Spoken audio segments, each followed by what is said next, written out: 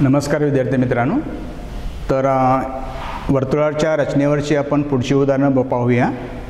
उदाहरण नंबर 6, 7 ही उदाहरण पाहायची आहे. 6 मध्ये पहा काय म्हटलेलं आहे. हे 4 मार्कासाठी अपेक्षित आहे उदाहरण. पाहितो काय म्हटलं आहे. ABC हा काटकोन त्रिकोण आहे ज्यात AB बरोबर 6 सेंटीमीटर, BC बरोबर 8 सेंटीमीटर आणि कोन B बरोबर 90 अंशाचा आहे. समजलं का? म्हणजे कोन B हा काटकोन बिंदू आहे म्हणून B बिंदू असणारा पाया घेतली पाहिजे. मग B बिंदू कोणामध्ये आहे? AB मध्ये पुन्हा B बिंदू आहे आणि BC मध्ये पुन्हा B बिंदू आहे. समजलं का? दोनापैकी कोणताही एक पाया चालतो. आपण मोठा पाया घेऊया. कोणता सांगूया? 8 सेंटीमीटरचा पाया घेऊया. म्हणजे प्रथम पाया काढायचं. गणित जरा वैशिष्ट्यपूर्ण आहे बघा. काय म्हटलेलं आहे? काटकोन त्रिकोण काढला पाहिजे बघा. पाया किती? 8 सेंटीमीटरचा पाया आहे. 1 2 3 4 5 6 7 8. गणित मोठं होणार जरा. समजण्यासाठी आपण साईज एकक मोठे घेतलेले आहे जरा. पाय इकडं मी इथं BC पाया घेतला. किती? 8 सेंटीमीटरचा. आता कोण B हा काटकोन बिंदू आहे. मग इथं काटकोन बिंदू तुम्हाला काटकोन 90 अंशाचा कोन 2 प्रकारे काढता येतोय. एक डायरेक्ट याचा वापर करता येतोय. कोन मापकाचा वापर करून 90 अंशाचा काढता येतोय. किंवा ते तुम्हाला घ्यायचं नसेल तर फक्त कंपासच्या साहाय्याने 90 अंश काढता येतो. पण दोन्ही पण बघूया आपण. या ठिकाणी इथं तुम्ही बरोबर हे B वरती कोन मापक ठेवायचा आणि 90 अंश रेषेकडच्या बाजूकडून तुम्ही मोजलं पाहिजे. 90 अंश म्हणजे इथं येणार आहे. इथं असं म्हणजे तुम्ही सांधला असाल ही रेषा काय होते? 90 होते. पहा दुसरी पद्धत तुम्ही कंपासच्या साहाय्याने 90 काढू शकता. इथं समजला? कंपासच्या साहाय्यानं तुम्हाला 30 अंशाचा, 60 अंशाचा, 45, 135, 90 अंश हे कोण तुम्हाला डायरेक्ट काढता येतं. ते कसे काढायचे बघा. तर 90 अंश म्हटला असेल तर इथं तुम्ही कोन मापक कंपास ठेवायचा आणि इथं योग्य त्रिज्येने त्रिज्या किती त्रिज्या घ्यायची आणि असं हे एक अर्ध चाप काढायचं, अर्ध वर्तुळ काढायचं. समजलं का? हा छेदनबिंदू होतोय इथं ठेवायचं आणि त्याला इथं एक असं भाग चाप करायचं. इथं ठेवायचं आणि पुढं इथं करायचं. इथं ठेवून इथं घेतला असाल ही रेषा पुढं वाढवलं तर इथं येतंय. म्हणजे या ठिकाणी हा पूर्ण कोन 180 अंशाचा होतोय. सरळ कोन. त्याचे 3 भाग सरळ. 1 2 3. प्रत्येक भाग किती सांग घ्या? 60 अंश. जर तुम्ही हे सांधला असेल तर 60 होतंय. हे सांधला आणि हे सांधला असाल तर 60 होतं असं. आणि दोन्ही सांधला असेल तर 120 अंशाचा होतो. या ठिकाणी तुम्हाला 60 नको, 120 नको आहे. 90 पाहिजेत. म्हणजेच 60 मध्ये पुन्हा किती मिळवले पाहिजे? 90 होण्यासाठी 30 मिळवले पाहिजेत. म्हणजे 30 कुठले? पुढचं 30 पाहिजे पहा. म्हणून याचा पुन्हा कोन दुभाजक काढायचा याचा. समजलं? म्हणजे पुन्हा इथं ठेवायचं तुम्ही इथं असं आणि हे असं. हा चाप इथं ठेवायचं आणि हा असा चाप, हा असा चाप काढायचा.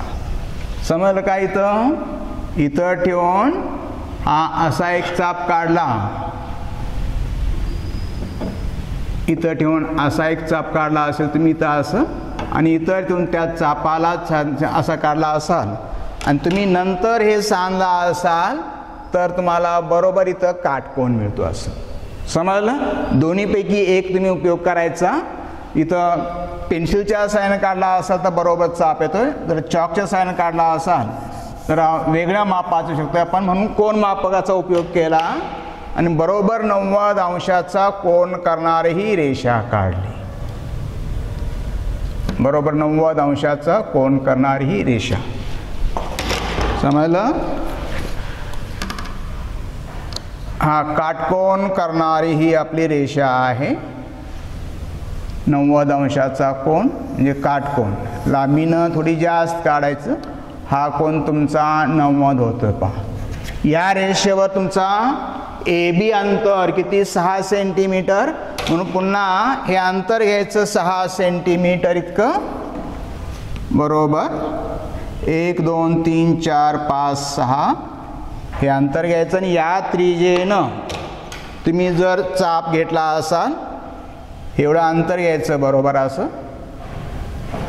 आणि बी मध्ये ठेवून असा चाप काढला असाल, या ठिकाणी तुमचा हा ए बिंदू होतोय, आणि जर तुम्ही ए सी सांधला असाल तर तुमचा हा ए बी सी काटकोन त्रिकोण दिलेल्या मापाचा काटकोन त्रिकोण तयार होतो बघा, हा दिलेल्या मापाचा काटकोन त्रिकोण. यामध्ये हे 6 सेंटीमीटर आहे. तुम्ही कोणती एक पद्धत वापरायचं, असं घेतला असाल तर हा चाप पाहिजे, नसे असेल तर तुम्ही इथं ह्याचं कोन दुभाजक काढायचं आणि हे करायचं आणि पुन्हा हे असं केलं पाहिजे. समजलं? म्हणजे आपण त्रिकोण काढला कोणाचा, ए बी बरोबर 6, बी सी बरोबर 8, कोन बी वर 90 अंश.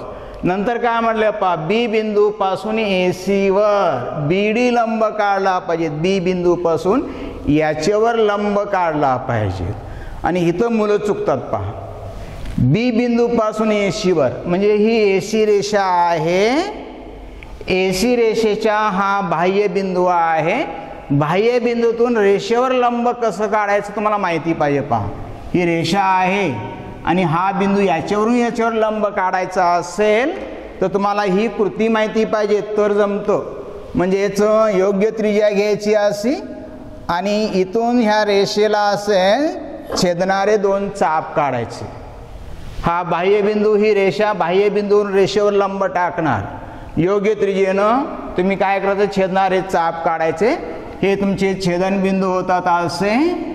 नंतर याच्या निम्म्यापेक्षा जास्त अंतर घ्यायचं आणि या बाजूला तुम्ही परस्परांना छेदणारे असे चाप काढायचे, असे हे चाप काढायचं. नंतर तुम्ही असं सांधला असाल तर तुमच्या इथं बरोबर काटकोन होतोय. समजलं का? तसा बी बिंदू आहे, याच्यावरून लंब टाकणार, म्हणून हा बाह्य बिंदू इथं ठेवायचं आणि तुम्ही योग्य त्रिज्येने, मी मगाशी दाखवल्याप्रमाणे इथं एक चाप आणि इकडं असा एक चाप. समजलं? हा बी बिंदू, इथून तुम्ही इथं एक चाप आणि इथं असा चाप टाकायचा. यांचे छेदन बिंदू, हे छेदन बिंदू, हे छेदन बिंदू. समजलं का? ए बी सी, इथं डी आणि ई, डी घ्यायचं नाही, पी आणि क्यू घेतो मी, पी आणि क्यू. डी का घ्यायचं नाही तर डी इथं दिलेला आहे. समजलं? मग पुन्हा पी आणि क्यूचं निम्म्यापेक्षा जास्त अंतर किती घ्या. आता खूप मोठं अंतर घ्यायची गरज नाही, इकडं असं आणि इथं ठेवून त्या चापाला छेदणारा दुसरा चाप, हे असं. समजलं? हा तुमचा आर बिंदू. नंतर तुम्ही आर बिंदू आणि बी बिंदू सांधला का नाही, हा इथं लंब होतो, बरोबर काटकोन होतो या ठिकाणी. पण तुम्ही इथून पासून इथपर्यंत अखंड रेषा काढायची, इथं अशी.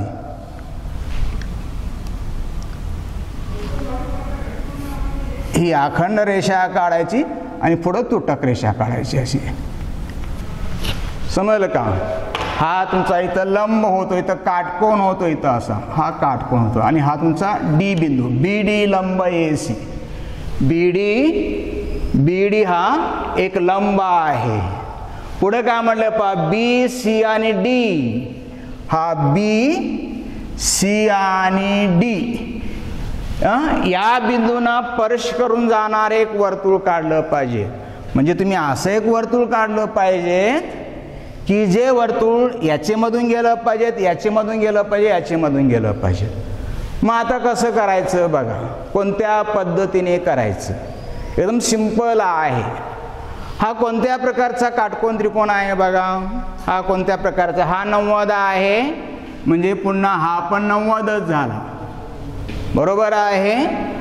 तर हा काटकोन त्रिकोण असेल असा, तर हा ए सी हा कर्ण होतो या ठिकाणी, आणि तिघातून जायचं असेल तर याचा तुम्हाला मध्यबिंदू काढला पाहिजे. कोणाचा मध्यबिंदू काढला पाहिजे? कर्णाचा मध्यबिंदू काढला पाहिजे. कर्णाचा मध्यबिंदू हा त्याचा परिमध्य असतो काटकोन त्रिकोणामध्ये. हा गुणधर्म लक्षात ठेवला पाहिजे.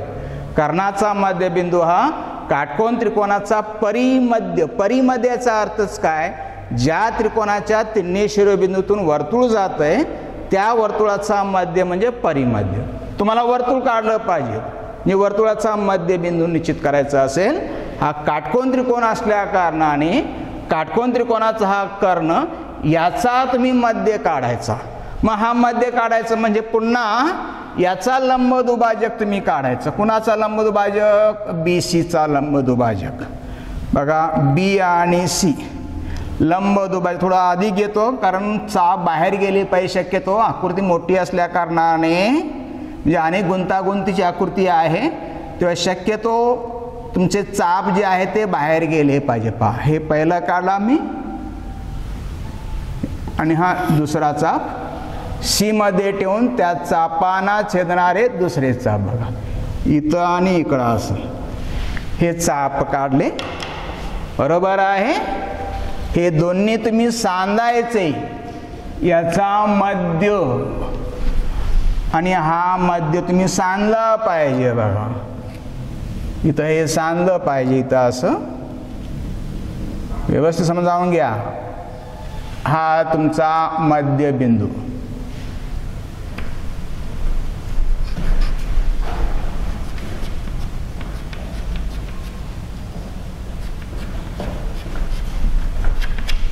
हा मध्यबिंदू होतोय, बरोबर आहे.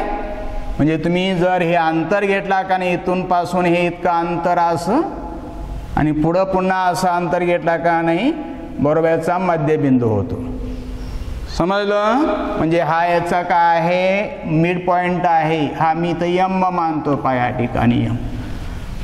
आता हा मध्यबिंदू काटकोन त्रिकोणाचा परिमध्य, हा परिमध्य आहे, तिन्ही शिरोबिंदूपासून समान अंतरावर असतो. काटकोन त्रिकोणाचा परिमध्य हा त्याच्या शिरोबिंदूपासून समान अंतरावर असतो. म्हणून परिवर्तुळ काढायचं असेल, परिवर्तुळ म्हणजे त्रिकोणाच्या तिन्ही शिरोबिंदूतून जाणारं वर्तुळ, त्याला आपण परिवर्तुळ म्हणतो. म्हणून तुम्ही अंतर BC घ्या किंवा BC नव्हे CM घ्या किंवा BM घ्या किंवा इकडं DM घ्या. समान अंतर हे इथून पासून हे अंतर, इथून पासून हे अंतर आणि इथून पासून हे अंतर हे समान असते.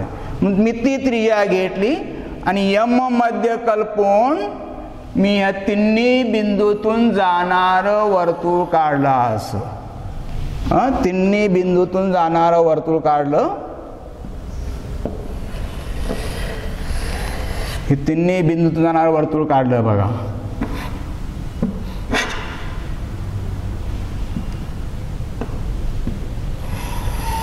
हे असं तिन्ही बिंदूतून जाणारं वर्तुळ काढलं. समजलं का? बघा बरोबर वर्तुळ काढले. BCD ह्या बिंदूंना स्पर्श करून जाणारे वर्तुळ काढले आहे. A पासून वर्तुळावर स्पर्शिका काढा. A पासून पहा, इथून तुम्हाला आता हा वर्तुळ मध्य झाला, हा बाह्य बिंदू झाला. या बाह्य बिंदूपासून या वर्तुळाला स्पर्शिका काढायचा असेल तर तुम्ही इथं हे सांधलं पाहिजे. बाह्य बिंदू, हा बाह्य बिंदू आणि हा वर्तुळ मध्य हे तुम्ही सांधलं पाहिजेत.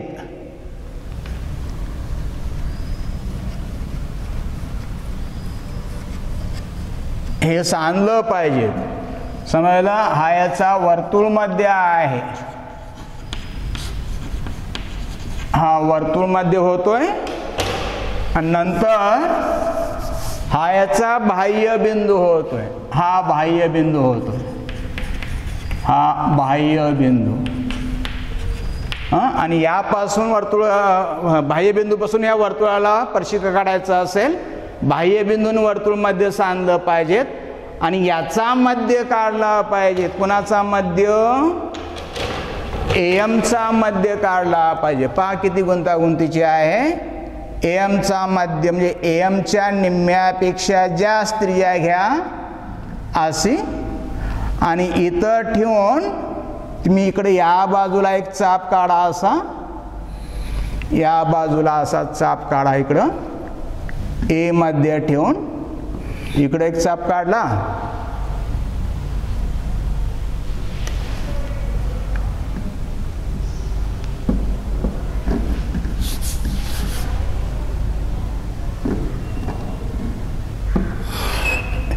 नंतर इकडे एक चाप असा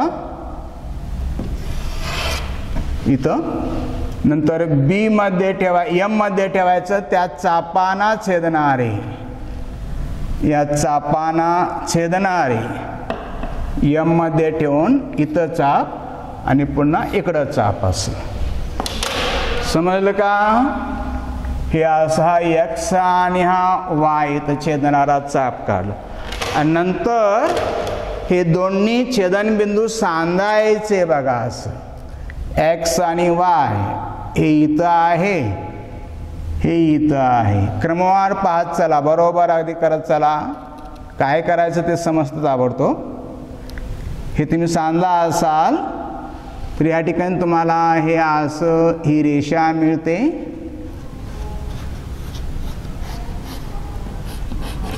इथं तुमचा हा छेदनबिंदू मिळतो बघा. या ठिकाणी हा एम आहे, मी M1 मानतो, इथं हा M2 मानला आपण, हा M2. त्या वर्तुळाचा म्हणजेच याचा मध्य घेतला, ह्या रेषेचा मध्य M2 हा AM चा मध्य आहे, AM चा मध्य आहे. आणि M1 हा BC चा मध्य आहे, M1 हा BC चा मध्य, हा BC चा मध्य आहे. लक्षात ठेवलं पाहिजे. बरोबर आहे. आता तुम्हाला हा मध्य कल्पायचा, कोणता? M2 मध्य कल्पायचा आणि नंतर M2 मध्य कल्पला पा. बरोबर बघा. M2 मध्य घेतला असाल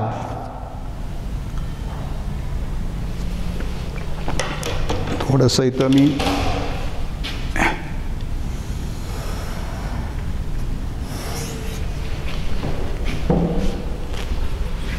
AM सांधलं पाहिजे, थोडंसं सांधलं होतं AM.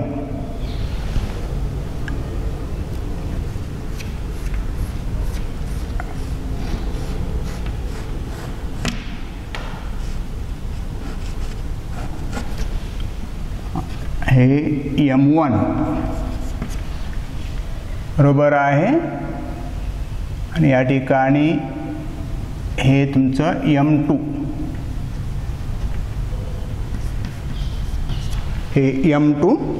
म्हणून M2 मध्य घ्यायचं आणि M1 इतकं अंतर घ्यायचं आणि इकडं A पर्यंतचं अंतर घ्यायचं.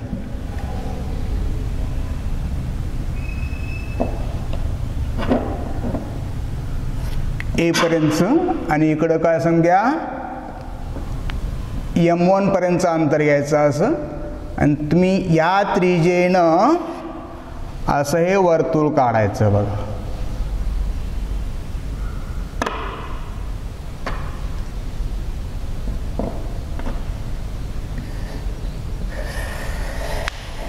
हे असं वर्तुळ काढायचं. हे वर्तुळ या प्रकारे जातं, हे असं होतं बघा. आणि नंतर तुम्ही हा याचा स्पर्शबिंदू आणि इकडं हा याचा स्पर्शबिंदू होतो. AB तर काढलेलीच आहे, हीच रेषा अशी थोडीशी पुढं वाढवायची आणि दुसरं इकडं हे घेऊन इकडं असं काढायचं पहा.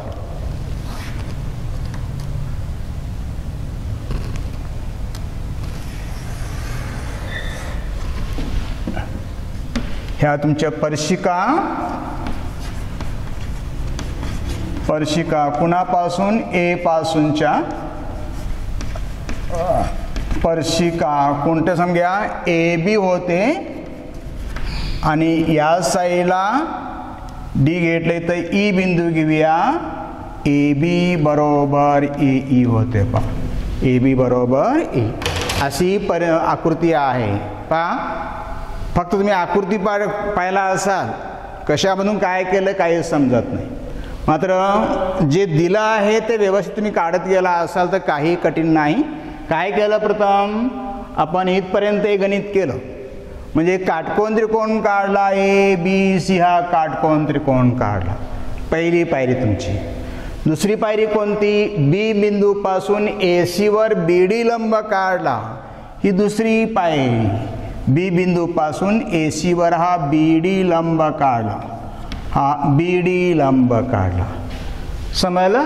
त्याच्यानंतर पहा तर बी सी डी ह्या बिंदूतून स्पर्श करून जाणारं, बी सी डी ह्या बिंदूतून स्पर्श करून जाणारं हे वर्तुळ काढलं. म्हणून या वर्तुळाचा मध्य निश्चित केला M1. काय कोणत्या प्रकारचा त्रिकोण आहे, हा काटकोन त्रिकोण आहे, म्हणून हा कर्ण होतोय, हा इथं कर्ण होतोय, म्हणून कर्णाचा मध्यबिंदू घेतला आम्ही आणि त्यासाठी ही लंबदुभाजक रेषा काढली. समजा तुम्ही आतून हे केला तरी चालतं, ही लंबदुभाजक रेषा काढली आणि तुम्ही इथं M1 निश्चित केला. आणि नंतर हा वर्तुळ मध्य आणि हा बाह्य बिंदू सांधला, AM सांधला, AM दिलं मगाशी बा.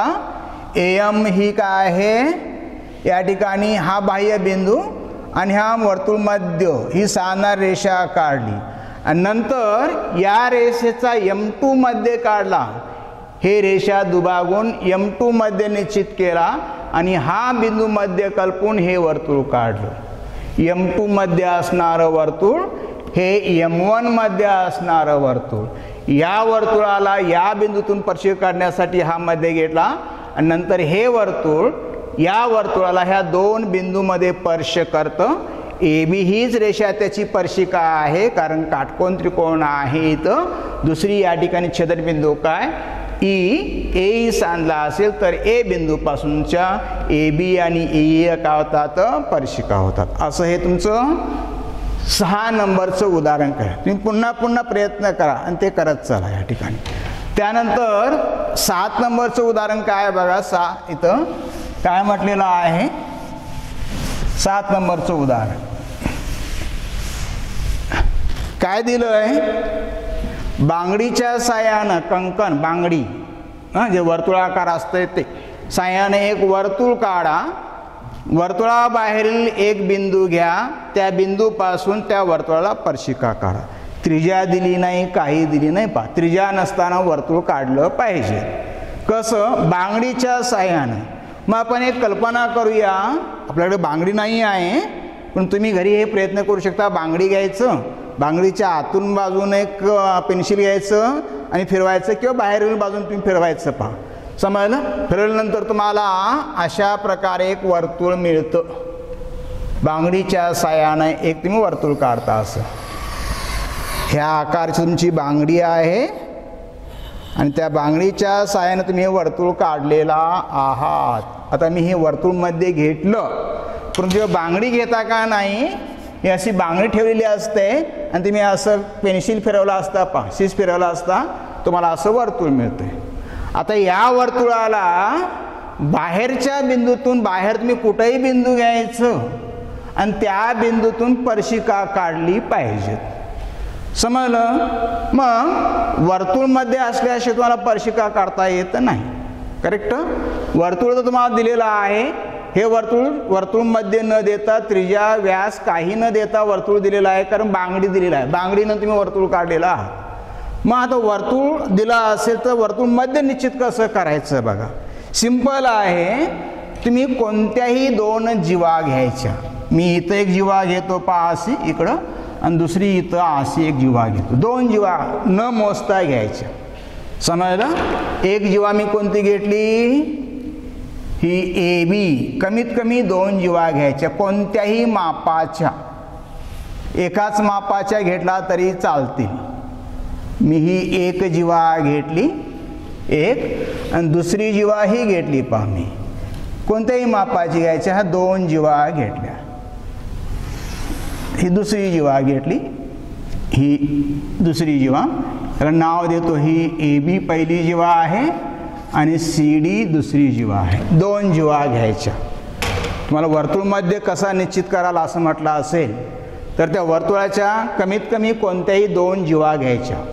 समजा तसं मी एक AB जीवा घेतली, दुसरी समजा CD जीवा घेतली आणि नंतर त्या जीवेचे लंबदुभाजक काढायचे. पहा जीवेचे लंबदुभाजक म्हणजेच काय, AB जीवेचा लंबदुभाजक म्हणजे ABच्या निम्म्यापेक्षा जास्त त्रिज्या.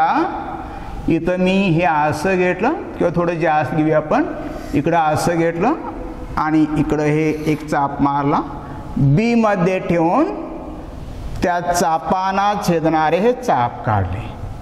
शक्यतो पेन्सिलचं टोक बारीक घ्यायचं, बरोबर होतंय.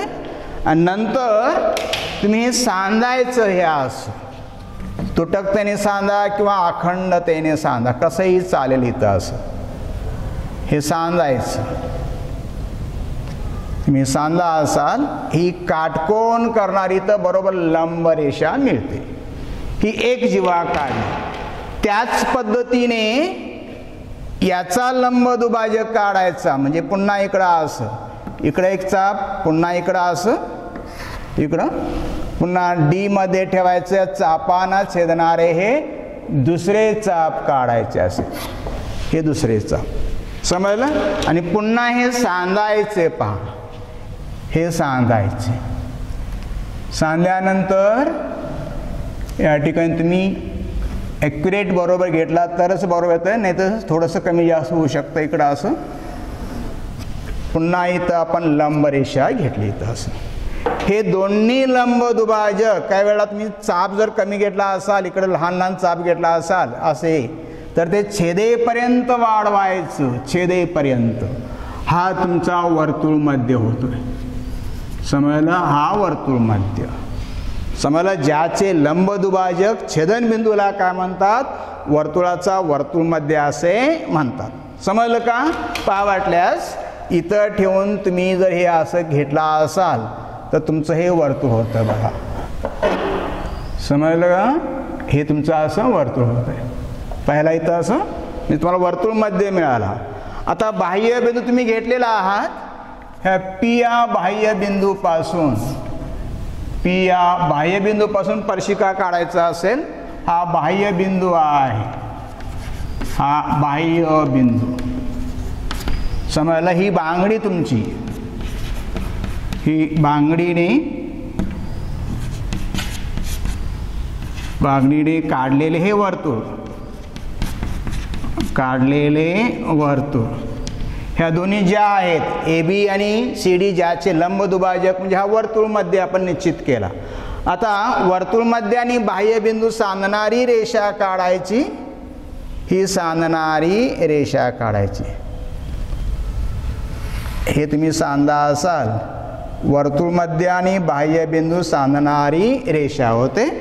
आता बाह्य बिंदूपासून स्पर्शिका काढायचं असेल, ह्या रेषेचा मध्य काढला पाहिजे, मी लंबदुभाजक काढला पाहिजे असा, इकडं असा लंबदुभाजक, दोन्हींना परस्परांना छेदणारे लंब काढले पाहिजेत. आणि पुन्हा तुम्ही सांधला असाल तुम्हाला याचा मध्यबिंदू मिळतो.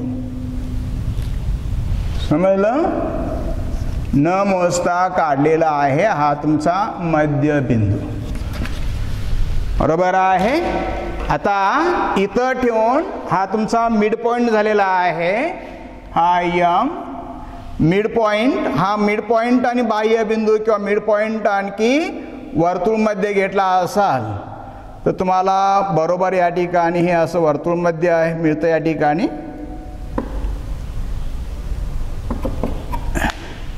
हा बाह्य बिंदू, आणि तुम्ही असं जर वर्तुळ काढला असाल तर तुम्हाला हे त्या वर्तुळाला छेदणारं वर्तुळ मिळतंय की ज्याच्या साहाय्याने तुम्हाला स्पर्शबिंदू मिळतात. स्पर्शबिंदू मी या ठिकाणी X आणि Y घेतला असेल, X आणि Y, तर हे बिंदू तुम्ही सांधायचे.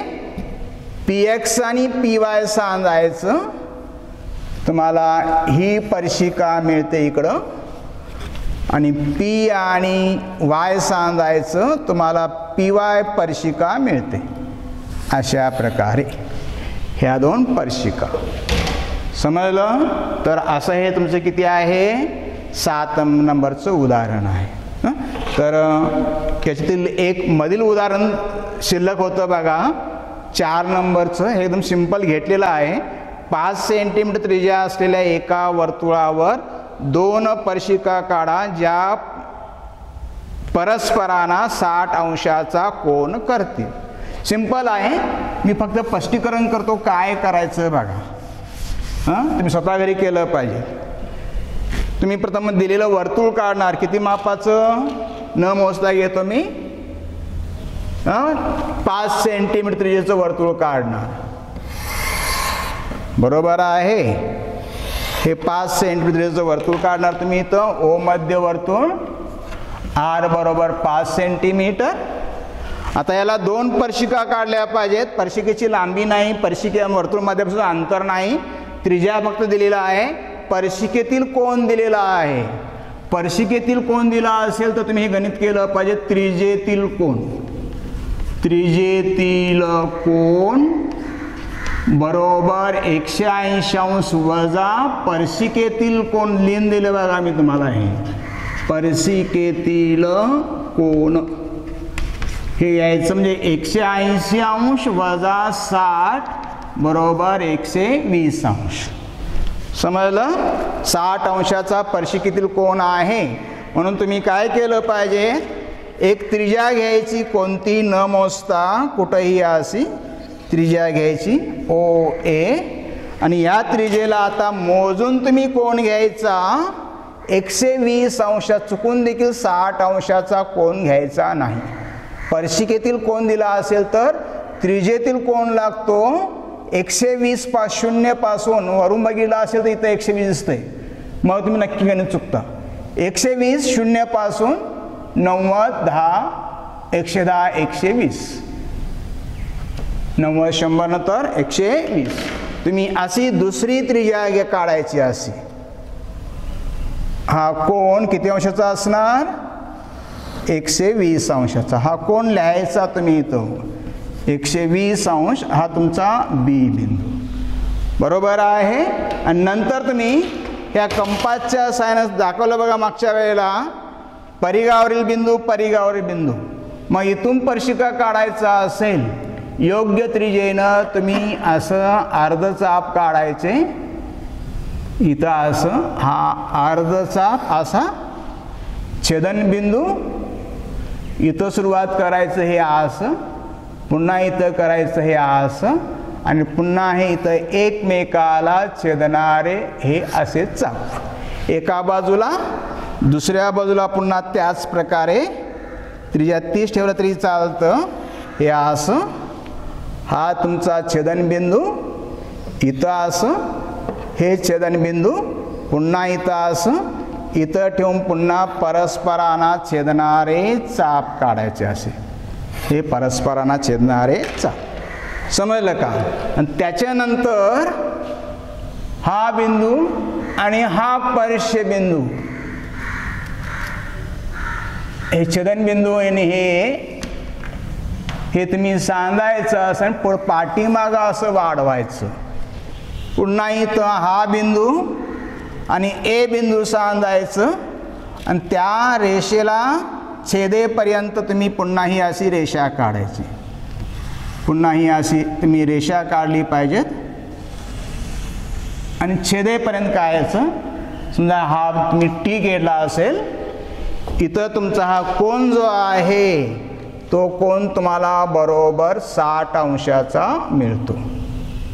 मग तुमचा इथं हा कोन जो आहे का नाही, हा तुम्हाला बरोबर 60 अंशाचा कोन मिळतो. दोघांची बेरीज किती असते, 120 असते. अशा प्रकारे हा रचनेवरील स्वाध्याय पूर्ण झालेला आहे. इथं आपण थांबूया. पुढच्या वेळेला आपण पुढचं प्रकरण पाहायचं आहे जे तुम्हाला आतापर्यंत झालेलं नाही आहे. त्याचं नाव आहे सहनिर्देशक भूमिती. समजलं का. आपण हे नेक्स्ट टाइमला बघूया. थँक्यू.